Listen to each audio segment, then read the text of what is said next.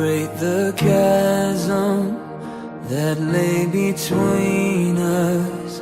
How high the mountain I could not climb. In desperation I turned to heaven and spoke your name into the night.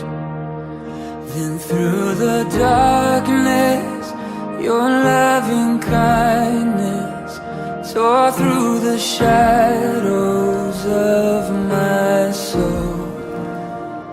The work is finished, the end is written. Jesus Christ, my living hope. Baie welkom by Sondag 26 Julie se erediens as ons die laaste keer deur Handelinge reis. Dit is vir ons so lekker. Ek eer die Here vir elke getuienis wat uitgekom het deur hierdie 8 weke wat ons saam gereis het. Ek is dankbaar oor al die groei wat ons gegroei het en dit wat die Here in ons harte kom doen het.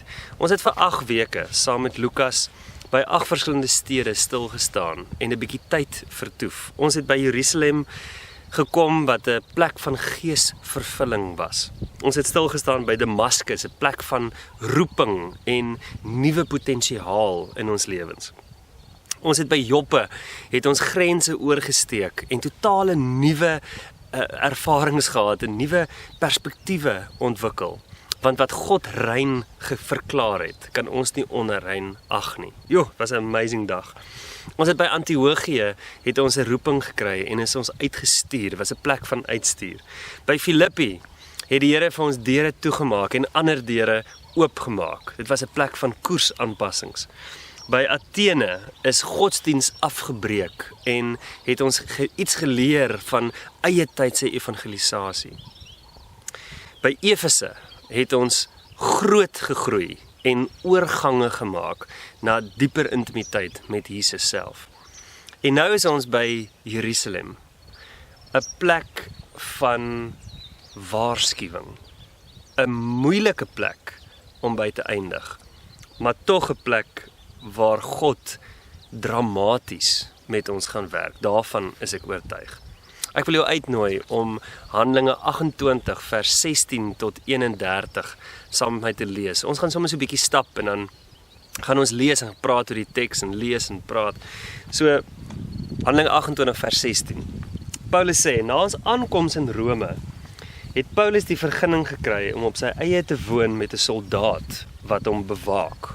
Nou, dit klink so maklik na ons aankoms in Rome, maar hierdie reis na Rome toe en dit wat aanleiding gegee het tot hulle aankoms in Rome, dra soveel swaar gewig, jy kan dit nie net verbygaan nie. Ons moet eers daaroor praat. Nou, Paulus is aan die einde van sy 3de sendingreis, is hy in Jerusalem gevange geneem deur die Jode. En die Jode het hom aangekla van dwaalleer.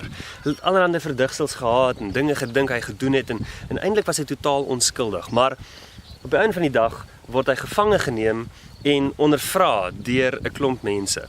Dit was so erg, die opstand van die Jode teenoor Paulus was so erg dat 'n groep van 40 Jode besluit het, dit is in Handelinge 23 dink ek, dat hulle niks gaan eet of niks gaan drink totdat Paulus nie dood is nie. Nou dink vir 'n oomblik daaraan, dis nogal kwaai.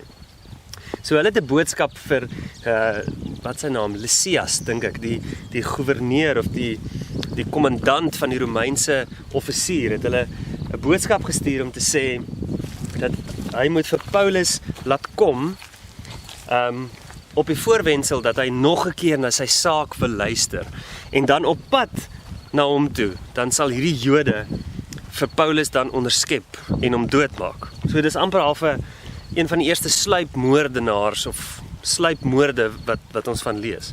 Gelukkig hoor Paulus se suster, se seun, met ander woorde Paulus se neef, hoor van hierdie komplot. Hy gaan waarsku vir Paulus en op 'n manier kry hy homself los sodat hy na 'n ander gebied toe kan gaan. En op hierdie manier kom Paulus in Caesarea. En in Caesarea kom staan hy voor Felix, die gouverneur, om sy saak te stel. Ons lees daarvan in Handelinge 24 vers 5, die beskuldigings, dit word so opgesom. Die Jode sê, ons beskou hierdie man as 'n gevaar vir die samelewing. Hy bring skeuring in die Joodse geleedere dwars deur die wêreld. Hy's 'n leier van die dwaalrigting van die Nasareërs. En toe hy probeer het om selfs die tempel te ontheilig, het ons hom gevange geneem. Joe, dis swaar aantuigings wat hierdie ouens teenoor Paulus maak. In Caesarea voor Felix lewer hy dan sy getuienis en Felix sien maar hy is onskuldig. Op 'n stadium, maar miskien moet ek net sê, Felix hou dan vir Paulus gevange omdat hy in die goeie boekies van die Jode van Caesarea wou wees. So dis 'n stuk politiekery wat hier in die gang is. Festus raak 2 jaar later die goewerneur in Felix se plek. En ook Festus hoor Paulus se saak aan en bevind hom onskuldig. Maar Paulus het op daai stadium homself al beroep op die keiser. So hy's nou op 'n pad van no return. Hy moet nou gaan tot in Rome. Koning Agrippa kom kuier op 'n stadium by Festus. Hy en sy vrou luister na Paulus en hulle sê ook, daar's geen fout in hierdie man nie. Om die waarheid te sê, in Caesarea se Joodse raad is daar selfs 'n twispunt of Paulus regtig skuldig is. So, Paulus is op pad Rome toe. Ons lees verder. 3 dae later het hy die Joodse leiers na hom toe uitgenooi. En toe hulle bymekaar gekom het hy vir hulle gesê, broers, ek het niks teen ons volk of teen die gebruike van ons voorvaders gedoen nie. En tog is ek in Jerusalem gevange geneem en aan die Romeine uitgelewer. Hulle het my verhoor en wou my loslaat, omdat daar geen rede was om my ter dood te veroordeel nie. Maar omdat die Jode daarteen beswaar gemaak het, is ek gedwing om my op die keiser te beroep. Dit beteken egter nie dat ek 'n aanklag teen my volk gaan inbring nie. Dit is dan die rede waarom ek u laat roep het, om u te ontmoet en met u te praat. Ek is in hierdie boeye ter wille van hom vir wie Israel verwag. Toe sê hulle vir hom, ons het geen briewe oor u van Judea afgekry nie, en nie een van ons broers het berig oor u gebring of iets kwaads van u gesê nie. Ons wil graag hoor wat u dink, want al wat ons weet, is dat daar oral teenstand teen hierdie rigting is. Hulle het toe 'n datum met hom afgespreek, en op daardie dag het daar nog meer mense na die plek toe gekom waar hy gebly het. Van vroeg die môre tot laat die aand het Paulus die koninkryk van God vir hulle verduidelik en hulle uit die wet van Moses en uit die profete probeer oortuig van Jesus. Deur sy uiteensetting het daar party oortuig geraak, maar ander wou nie glo nie. Hulle was dit met mekaar eens nie en het weggegaan. Maar Paulus het nog eers dit vir hulle gesê. Hoe waar is dit tog wat die Heilige Gees by monde van die profeet Jesaja vir julle voorvaders gesê het. Hy het gesê, gaan na hierdie volk toe en sê vir hulle, julle sal hoor en tog niks verstaan nie. En kyk en tog niks sien nie. Hierdie volk se verstand is afgestomp. Hulle het hulle ore toegedruk en hulle oë toegemaak, sodat hulle nie met hulle oë kan sien en met hulle ore kan hoor en met hulle verstand verstaan en hulle bekeer en ek hulle gesond maak nie. Paulus sê, julle moet nou goed verstaan dat God se boodskap van redding na die heidene nasies toe gestuur word. Hulle sal luister. Nadat hy dit gesê het, het die Jode weggegaan terwyl hulle heftig onder mekaar gestry het. Paulus was 'n volle 2 jaar lank in die huis gebly wat hy gehuur het. En hy het almal ontvang wat hom kom besoek het. Hy het die koninkryk van God verkondig en die mense alles oor Jesus Christus geleer. Dit het hy gedoen met die grootste vrymoedigheid en sonder enige verhindering. Net om die storie nou klaar te maak. Paulus is nou hier in die huis wat hy huur en hy kry die vergunning om alleen te bly. Hy is eintlik onder lockdown, onder huisarrest, saam met 'n wag wat hom gevange hou. En na alle waarskynlikheid, tydens hierdie eerste Romeinse huisarrest, skryf Paulus die briewe aan Filemon, Kolossense, Efesiërs en Filippense. En dan word hy vir 'n periode van 4 jaar vrygelaat. Ons weet nie of hy voor die keiser gekom het, of hy met Nero gesels het nie. tot aan die einde van sy lewe. Maar in hierdie 4 jaar wat hy dan vry is, tydens sy eerste en sy tweede Romeinse tronkervaring, doen hy sendingwerk en skryf hy die briewe aan Timoteus, 1 en 2 Timoteus en ook aan Titus. En dan waarskynlik in die jaar 66 na Christus word Paulus weer gevange geneem. En na oorlewering, na die geskiedenis, verstaan ons dat hy tydens hierdie tweede gevangenskap in Rome deur keiser Nero self vermoor word met 'n swaard. So dit gebeur in die jaar 67 na Christus. So Paulus het omtrent 'n bediening van min of meer 36 jaar vandat hy Jesus ontmoet het daar by die ingang na Damaskus toe tot hy dood is in Romeine of in Rome. Nou die boek Handelinge eindig eintlik baie stomp. Ons het nou die einde gelees en dit eindig so stomp dat mense kan dink dat, of daar is teorieë wat sê dat die boek het nog 'n hoofstuk of 'n paragraaf wat iewers verlore geraak het. Maar ander mense glo dat die Heilige Gees juis die boek so laat eindig, sodat ek en jy die einde skryf van die boek Handelinge. So in effek is ons eintlik nog besig, is Robertson Moedergemeente eintlik nog besig om die boek Handelinge te finaliseer. Hoe amazing is dit? Dit maak my eintlik opgewonde. Terug by Rome. Soos altyd is Paulus se strategie presies dieselfde. Hy roep die Jode. Hy maak eerste bemoeienis met die Jode. Dit was sy patroon in elke stad waar hy gekom het. Deur al die vervolging, deur al die teenstand wat hy van die Jode ontvang het, is sy hart by sy volk, by sy mense. En ons lees in Romeine 10 vers 1, wat hy sê, broers, my hartewens en my gebed tot God vir my volk is dat hulle gered moet word. Dis Paulus se begeerte. Dan lees ons van hierdie eerste gesprek wat hy homself aan hulle bekendstel en dan hulle wat sê maar ons wil graag meer van jou hoor. Hulle maak 'n afspraak en dan kom daar meer van hulle en hulle almal kom leer meer. En Paulus is dan besig van vroeg tot laat die dag om met hierdie manne te gesels oor die koninkryk van Jesus. Dis die klassieke patroon wat weer eens gebeur, want vers 24 sê, party het oortuig geraak, met die implikasie dat nie almal geglo het nie. Ons sien dit in hoofstuk 14 in Iconium, hoofstuk 17 in Thessalonika, hoofstuk 18 in Korinthe, hoofstuk 19 in Efese. Dit is eenvoudig die patroon. Jy sien, dis of ons wat die evangelie glo en dit aanvaar en toelaat dat God deur sy gees ons 'n nuwe lewe kom gee, of ons glo dit nie. Daar's nie 'n middeweg nie. En dis die kragtige boodskap van Handelinge 28. Daar's nie 'n middeweg nie. Of jy is saam met Jesus, 100%. Of jy is glad nie saam met Jesus nie. In Rome en met sy bemoeienis met die Jode, leer Paulus ons eintlik 5 lesse van sy vrymoedigheid. 5 lesse oor evangelisasie. Ons leer waar Paulus gepraat het. Paulus het oral gepraat. Hy het in boeie gepraat. Hy het op strande gepraat. Hy het op die boot gepraat, op pad Rome toe. Hy het oral mense gekonfronteer met Jesus.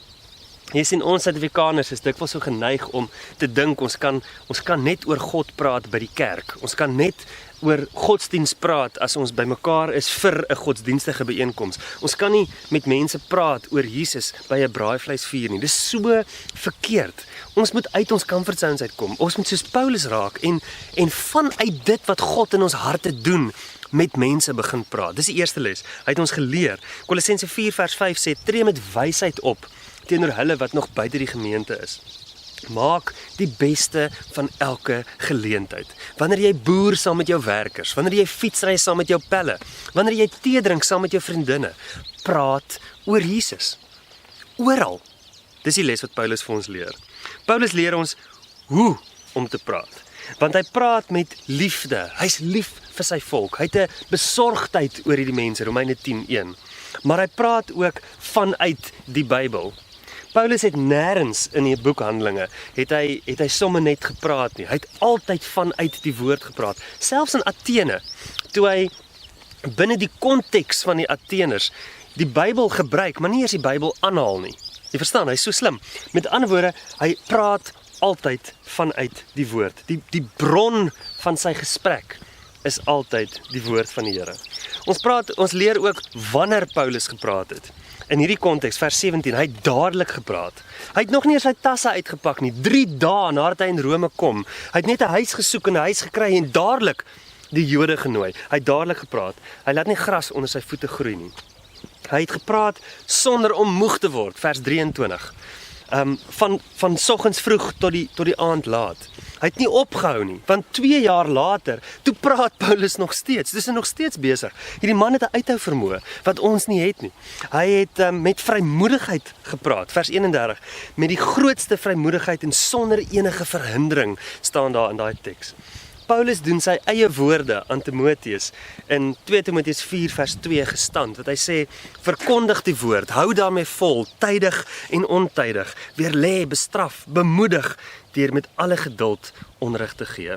Paulus is vir ons 'n voorbeeld daarvan, om gedurig, heeltyd te praat. Die vierde ding is, ons leer teenoor wie Paulus getuig het. Paulus het teenoor alle mense getuig. Hy is die een wat die grense van die godsdienstiges heeltyd gedruk het. Hy is die een wat heeltyd vir hulle kom wys dat alle mense is geskep met 'n ingebore behoefte na God. Hy kom leer hulle die heeltyd. En dan, waaroor het hy gepraat? Dis die 5de les wat Paulus vir ons leer. Hy praat oor Jesus. Hy praat oor die opstanding van Jesus. Hy praat oor dat Jesus die seun van God is, dat Jesus die verwagte Messias is, dat al die profete vooruit gekyk het en oploop tot by Jesus. Hy praat die hele tyd dat die wet van Moses uiteindelik sy klimaks het in Jesus. En dan dat Jesus die opstanding het gebeur. Met ander woorde, Jesus het die dood oorwin. Dis wat Paulus kom sê. Dis die inhoud van sy getuienis. Ons leer by hom. Sy lewenstaak word opgesom in Handelinge 20 vers 24. Waar hy sê, my lewenstaak is om die evangelie van God se genade te verkondig. Dis my verskriklik mooi.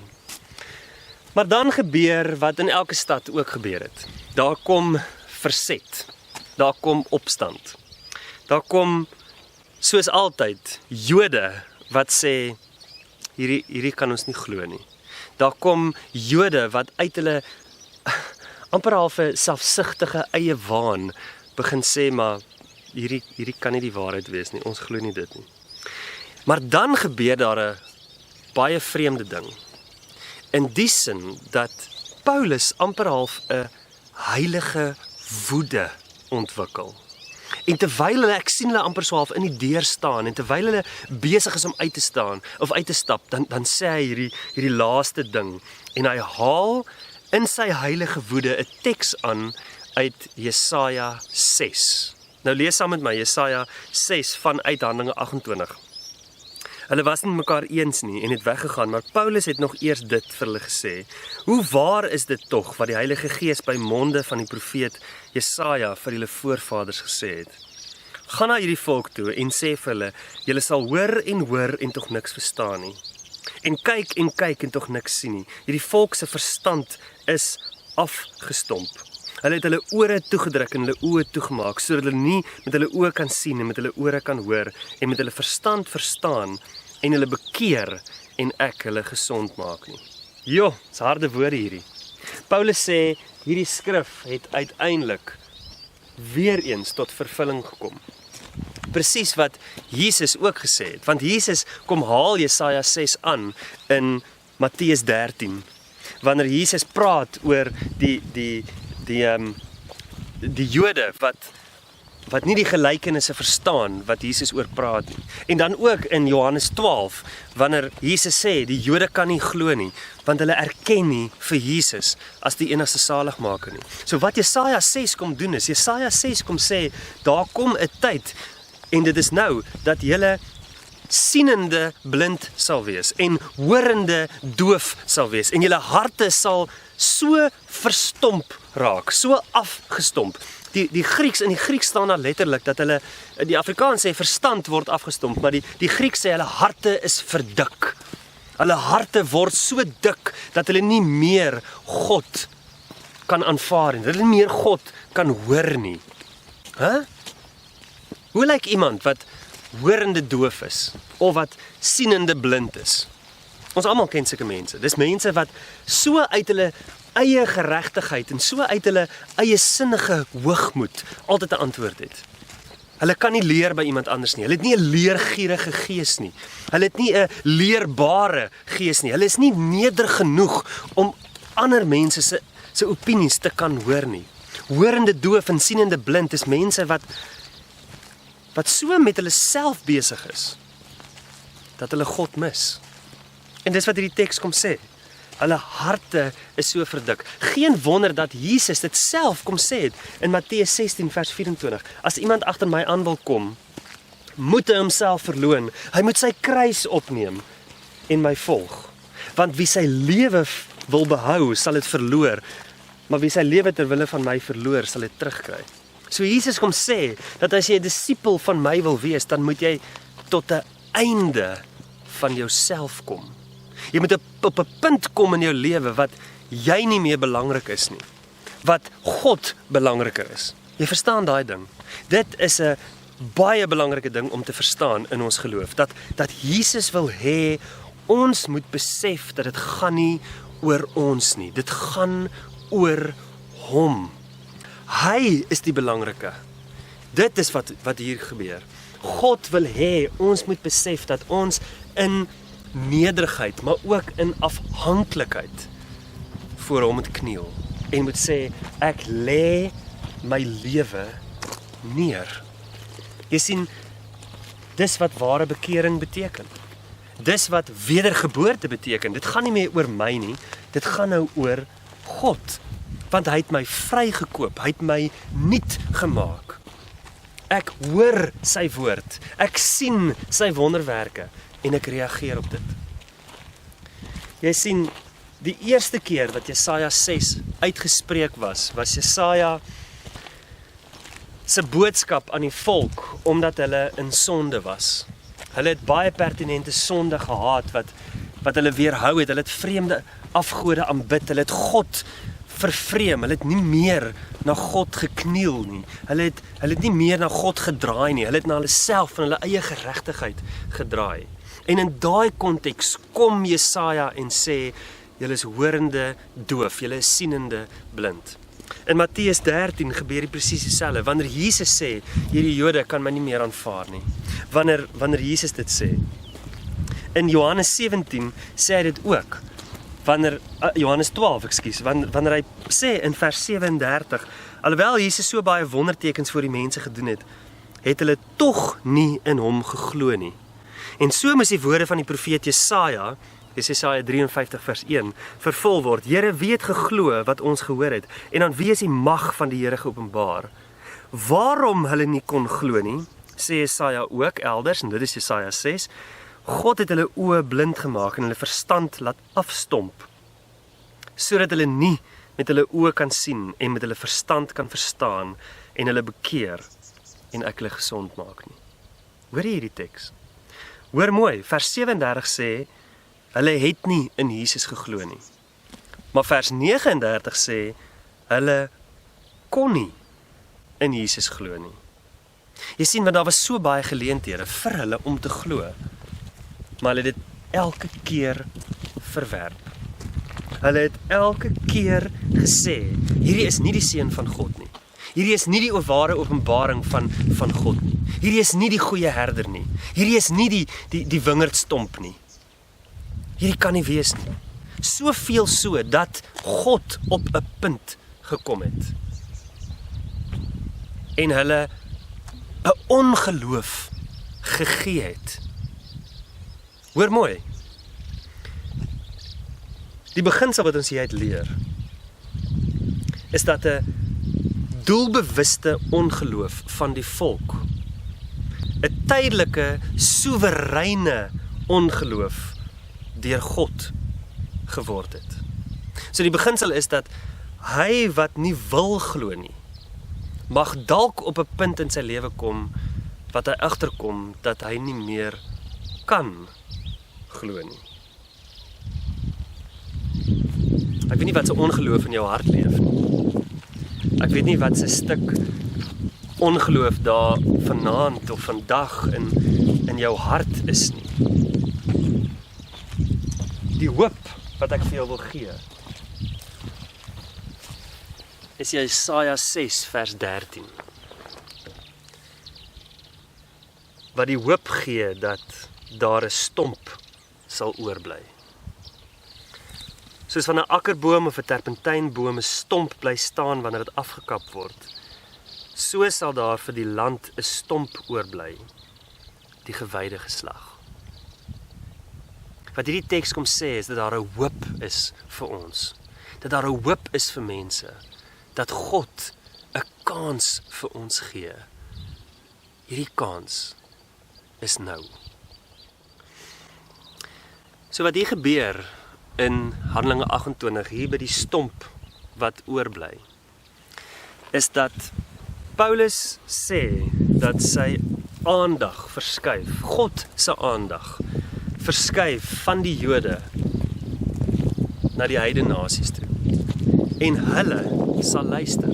Paulus het 'n hele teaching daaroor in Romeine 9 tot 11. In Romeine 9 vers 30 sê hy, wat is nou ons gevolgtrekking? Dit, heidene het nie God se vryspraak gesoek nie, maar het wel gekry.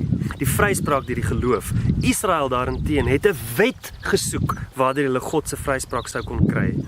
Maar by so 'n wet het hulle nie uitgekom nie. Paulus se laaste woord in Handelinge, die laaste opgetekende woorde wat Paulus kom sê in die boek Handelinge, is dat God se redding het na die heidene nasies toe verskuif. Hulle sal luister. En jy sien, Paulus het dit gesien in sy 37 jaar van bediening. Hy het gesien hoe mense wat nie Jode is nie, Jesus aanvaar as hulle persoonlike saligmaker en vrykom en lewe kry en ewige lewe kry. Hy het dit gesien. Julle onthou hoofstuk 10 waar Petrus die op die tentdoek daar op die dak die visioen kry dat wat God heilig geag het, mag ons nie as onrein ag nie. En dis die eerste dryf van die evangelie na die heidene nasies toe. Paulus sien dit. In hoofstuk 13 is Paulus saam met Barnabas in Pisidië in die eerste sendingreis. En dan sê hy hierdie kragtige woord. Die woord van God moes eers aan julle verkondig word. Maar, omdat julle dit verwerp en daarmee beslis dat julle die ewige lewe nie werd is nie, gaan ons nou na die mense toe wat nie Jode is nie. Want so lei die Here se opdrag aan ons. Ek het u gegee as 'n lig vir die nasies, sodat die verlossing kan bring tot in die uithoeke van die aarde. En daarom het die kerk, daarom het ek en jy 'n getuienistaak. Daarom kan ek en jy gaan na nasies toe en na mense toe en kan ons die evangelie aanvaar. Want Jesus is vir ons. Jy sien, die dag van redding is nou. Dis vandag die dag van redding.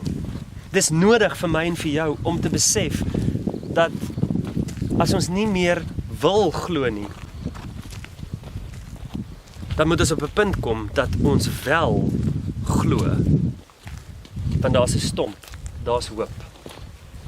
En hierdie hoop is dat Jesus ons gered het en dat Jesus die Seun van God is en dat Jesus ons vrygekoop het om 'n nuwe mens te wees in hierdie wêreld. So ek weet nie waar jy vandag is as jy hierdie uitsending kyk nie. Ek weet nie wat jou gemoedstoestand is of wat jou geloofstoestand is of hoe jy dink oor God of hoe jy rebelleer teen God of hoe jy in ongeloof staan en toe kyk oor die wêreld en eintlik nie vir God daarin raak sien nie. Maar die hoop wat ek het, is dat 'n stomp oorbly. Die hoop wat ek het, is dat God jou vandag wil kom waarsku, dat God vir jou 'n heilige gevoel wil gee, dat jy verlossing werd is. Hy wil jou vrykoop. Hy wil jou loskoop. In fact, Jesus het jou losgekoop. Jy sien, Jesus is die Seun van God, Messias, Christus, die gestuurde, die een wat lank verwag is, die toppunt van die wet, die vervulling van die Ou Testament, Seun van God. Jesus is die een wat alle sonde van alle mense oor alle tye op hom geneem het. Jesus is die een wat die sonde van die wêreld as onskuldige lam van God op hom gedra het, sodat hy in die dood ons sonde kon invat, sodat hy die dood kon oorwin, sodat sonde nie jou lewe hoef te beheers nie, maar God. Jesus Christus, wat die dood oorwin het, wat triomfantelik heers, ook oor jou lewe. Glo in hom. Jy sal luister. Jy sien my vriend, die waarskuwing wat ons in Handelinge 28 het, is dat ons nie die kere, die geleenthede wat God vir ons gee, moet misbruik nie. Wanneer hy met ons praat, moet ons luister. Vir hoe lank gaan jy nog wag?